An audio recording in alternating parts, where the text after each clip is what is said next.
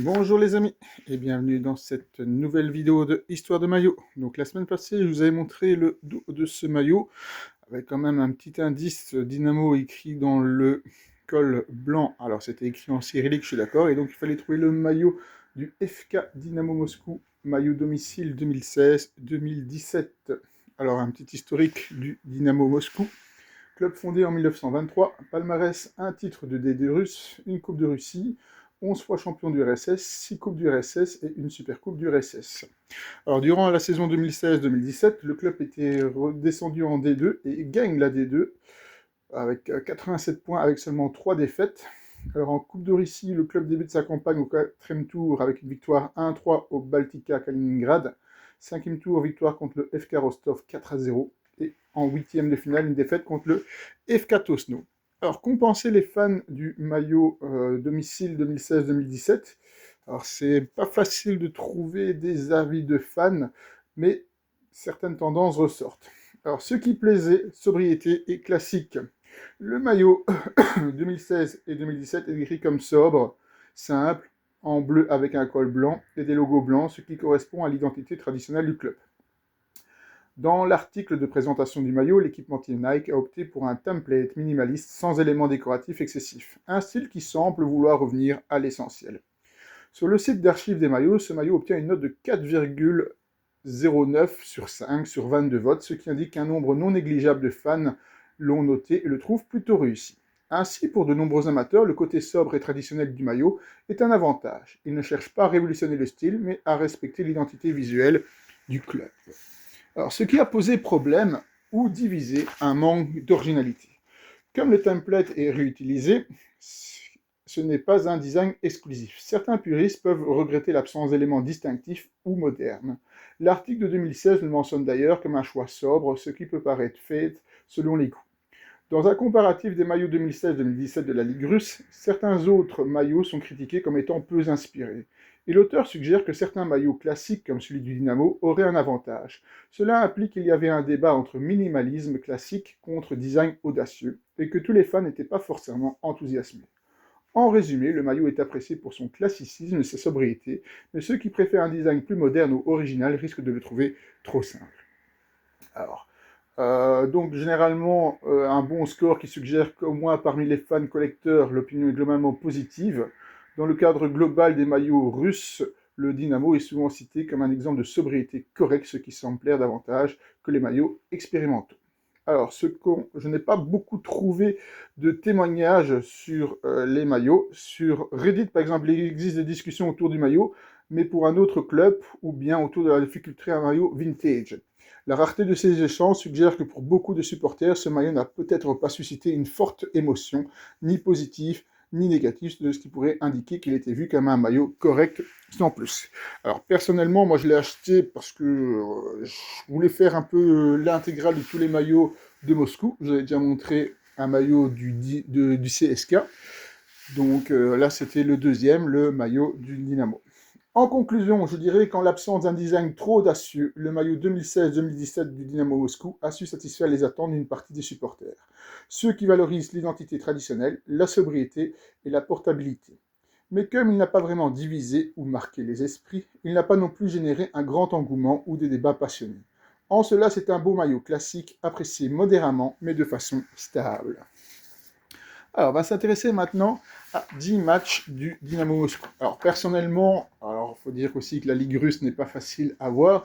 Moi, je m'en souviens d'un en Coupe d'Europe où Anderlecht avait été complètement volé là-bas avec un pénalty tout à fait imaginaire donné par un arbitre norvégien et qui avait précipité d'ailleurs l'élimination d'Anderlecht contre le Dynamo Moscou. Donc, Arsenal, Dynamo Moscou, 3-4, 21 novembre 45, match amical légendaire à Londres devant 60 000 personnes. Le Dynamo devient la première équipe soviétique à jouer en Angleterre et bat Arsenal dans un match épique et contesté. Un match fondateur dans l'histoire du football soviétique. Dynamo Moscou-Chelsea, 3-3, le 13 novembre 45. Autre match du tour soviétique en Angleterre, le Dynamo revient plusieurs fois au score dans une rencontre spectaculaire, symbole de la qualité technique soviétique de l'époque. Dynamo Tbilissi contre le Dynamo Moscou, finale de la Coupe du RSS 1953, 0-1. Victoire dans une ambiance volcanique en Géorgie. Le Dynamo Moscou remporte une de ses Coupes du RSS les plus disputées. Dynamo Moscou, Top Air de Moscou, 3-1, 1954, match du titre. Victoire décisive permettant au Dynamo de remporter le championnat du RSS 1954, considéré comme l'un des meilleurs derbys moscovites des années 50. Dynamo Moscou-Real Madrid 2-1, Coupe d'Europe 56. Match aller héroïque face au Real Madrid de Di Stefano. Même si Moscou sera éliminé au retour, cette victoire reste mythique, l'un des plus grands exploits européens du Dynamo. Dynamo Moscou-Benfica 1-0, Coupe d'Europe en 67. Victoire contre le Benfica de Zebio dans une confrontation historique. Démonstration défensive et victoire très respectée en Europe. Dynamo Moscou, Dynamo Kiev 2-1, finale de la Coupe du RSS 70. Une finale soviétique 100% Dynamo. Le Dynamo Moscou s'impose contre l'un des plus grands clubs du RSS. Dynamo Moscou, Naples 1-0, Coupe de l'UEFA 89. Victoire emblématique contre le Napoli de Maradona, alors champion d'Italie. Une des plus grandes affiches européennes de l'histoire du club. Dynamo Moscou, Lokomotiv Moscou 1-0, finale de la Coupe de Russie 95. Premier trophée de l'ère post-soviétique, la renaissance du club dans les années 90. Zénith Dynamo Moscou 2-3, championnat russe 2014. Match fou où le Dynamo arrache la victoire contre un Zénith au sommet de sa puissance. L'un des matchs modernes les plus mémorables du club. Alors, 10 anecdotes sur le Dynamo Moscou. Le club est fondé par la police. Alors, pendant très longtemps, moi, j'ai associé le Dynamo à l'électricité. Voilà, donc voilà, on va un petit peu voir pourquoi. Le Dynamo Moscou a été créé en 1923 par la NKVD, police secrète soviétique, ancêtre du KGB. Les clubs Dynamo dans toute l'URSS étaient traditionnellement liés aux forces de sécurité. Première équipe soviétique à jouer en Angleterre en 1945. En 1945, juste après la Seconde Guerre mondiale, le Dynamo devient la première équipe de l'histoire soviétique à affronter des clubs britanniques. Arsenal, Chelsea, Cardiff. La tournée connaît un succès immense et un impact politique énorme. Le match dans le brouillard et les buts fantômes. Lors du match contre Arsenal en 1945, un épais brouillard envahit le terrain. Les Anglais affirment que le Dynamo a marqué un but alors qu'ils auraient joué avec 12 joueurs sans que personne ne le voie. Légende, réalité, le mystère demeure. Lev Yashin a passé toute sa carrière au Dynamo. Le plus grand gardien de l'histoire, Lev Yashin, l'araignée noire, n'a joué que pour un seul club, le Dynamo Moscou, de 1950 à 1970. Il reste le seul gardien à avoir remporté le Ballon d'Or. Un club qui a failli ne plus exister. Dans les années 2010, le Dynamo a frôlé la relégation administrative, la faillite et même la perte de sa licence UEFA après des dettes colossales. Le géant VTB Bank a sauvé le club. D'ailleurs, c'est toujours le sponsor, en cyrillique VTB. Le Dynamo était considéré comme le club du gouvernement. Sous l'URSS, le Spartak représentait le peuple, le CSK l'armée et le Dynamo la police et les services secrets. Leur rivalité avec le Spartak a souvent pris un ton politique.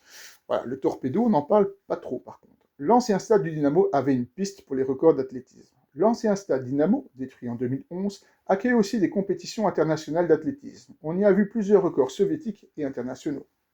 Le nouveau stade VTB Arena contient un musée du KGB. À l'intérieur du stade moderne VTB Arena, un musée du FSB KGB est intégré au complexe, un symbole du lien historique entre Dynamo et les services secrets. Le Dynamo Moscou a manqué un titre soviétique à cause d'un penalty manqué dans les années 60. Lors de la saison 67, un penalty raté dans l'un des derniers matchs coûte le titre au Dynamo, offrant la couronne au Dynamo Kiev. Cet épisode est encore raconté par les vieux supporters. Carlo Ancelotti a failli devenir l'entraîneur du Dynamo. Dans les années 90, avant de devenir la légende qu'on connaît, Carlo Ancelotti a été proposé comme entraîneur du Dynamo Moscou. Le club a refusé, jugeant risqué d'engager un jeune entraîneur italien peu connu. Il s'en mord encore les doigts. Alors, on va s'intéresser maintenant à des anecdotes sur les maillots du Dynamo Moscou. Le bleu du Dynamo est à l'origine une couleur imposée par la police. Le Dynamo, club du NKVD, aurait reçu le bleu comme couleur officielle, car c'était la couleur des uniformes de parade de la police soviétique. Une identité qui n'a jamais changé depuis 1923. Le D stylisé du logo a changé plus de 15 fois. Le célèbre D cursif a connu des dizaines de variantes, parfois très différentes. Plus anguleux dans les années 30, allongé dans les années 50, modernisé dans les années 2000. Les collectionneurs en font un véritable casse-tête. Dans les années 30, les joueurs cousaient eux-mêmes le logo. Faute de matériel standardisé, les maillots étaient fournis sans écusson, et les joueurs ou intendants brodaient eux-mêmes le D. On peut voir sur des photos que chaque joueur avait un style différent. Lev Yashin a porté un maillot de gardien totalement noir pendant 20 ans. Le fameux maillot noir de Yashin n'était pas une tradition du club, mais une demande du joueur, qui pensait que la couleur sombre le rendait moins visible pour les tireurs. Ce mythe a façonné l'image du Dynamo dans le monde entier. Le Dynamo a joué en vert en 1945. Lors de la tournée en Angleterre, un match contre Cardiff a eu lieu dans un brouillard épais. Pour être identifiables, les soviétiques ont dû porter des dossards verts par-dessus leur maillot bleu, une unique occurrence dans l'histoire du club. Dans les années 70, certaines séries de maillots étaient en coton épais à la soviétique. Les usines sportives de l'URSS produisaient des maillots très lourds, quasi comme des t-shirts de travail. Les joueurs du Dynamo plaisantaient en disant qu'ils transpiraient plus dans leurs maillots qu'à l'entraînement.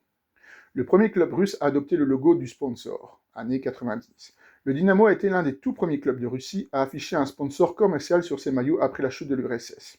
Le premier fut une marque automobile moscovite, aujourd'hui disparue. Les années 2000, la grande période, Nike Template.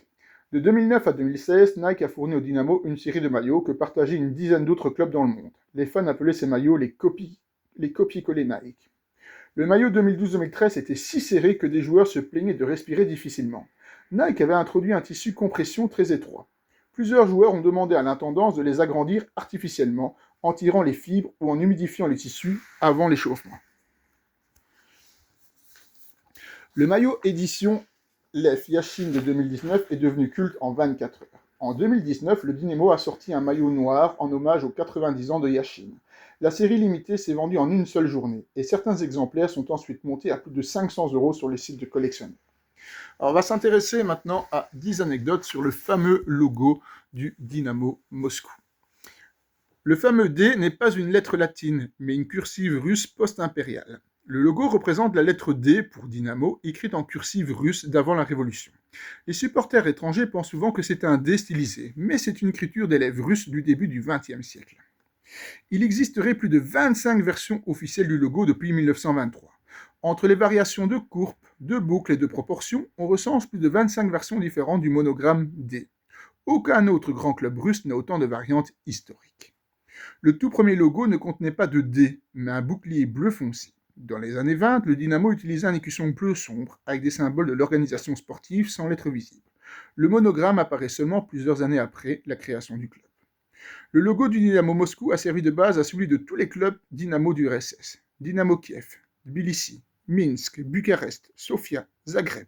La plupart des clubs Dynamo d'Europe de l'Est ont copié la calligraphie moscovite en changeant juste la couleur ou l'encadrement. Le logo de Moscou était la matrice officielle. L'encadrement en losange symbolise la discipline de l'organisation Dynamo. Le losange bleu qui entoure parfois les lettres, selon les époques, représente la précision, la géométrie et le contrôle des valeurs associées aux services de sécurité soviétiques. Le logo a été dessiné à la main pendant des décennies. Avant l'ère numérique, chaque reproduction était redessinée manuellement, ce qui implique pourquoi l'inclinaison change, la courbure varie, certaines versions semblent mal tracées, même les écussons cousus, différés d'un maillot à l'autre. Il a failli être remplacé pendant les années 90. Après la chute de l'URSS, certains dirigeants voulaient tourner la page des symboles soviétiques. Le D a failli être remplacé par un logo moderne, en anglais Dynamo Moscou FC. La proposition a été rejetée sous la pression des supporters. Une légende affirme que la boucle inférieure du D évoque un gant de gardien. Selon une rumeur très populaire chez les supporters, la forme arrondie de la lettre rappellerait un gant ou une main stylisée en hommage au gardien célèbre du club, surtout Lev Yashin. Aucune preuve officielle, mais une belle légende. En 2015, un redesign a été présenté et immédiatement retiré. Le club a dévoilé un logo modernisé, plus plat, sans courbe traditionnelle. La réaction des fans a été catastrophique. Le club a fait machine arrière en 48 heures, un record dans l'histoire du football russe. Une anomalie unique, le logo de 2008 avait un défaut géométrique intentionnel. Lors d'un rebranding, les graphistes ont légèrement déséquilibré la courbe gauche du D pour la rendre reconnaissable au premier coup d'œil. Presque invisible pour le public, mais volontaire. Les collectionneurs recherchent cette version.